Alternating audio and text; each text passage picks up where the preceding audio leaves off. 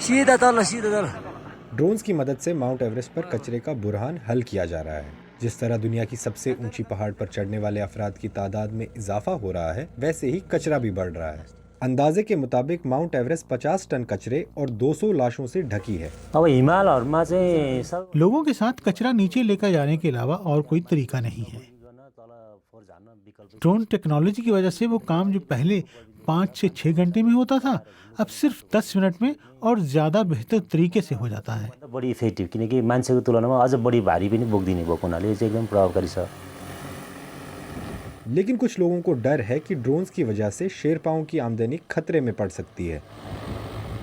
शेर्पाको रोजी रोटी हमने शेरपाओं की रोजी रोटी खत्म नहीं की, बल्कि उनकी जानें बचाई हैं।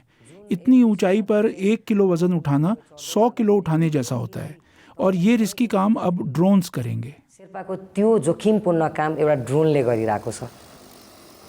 नेपाली फौज ने एवरेस्ट और हिमालय की दूसरी चोटियों से 11 टन कचरा, 4 लाशें और एक ढांचा हटाया है।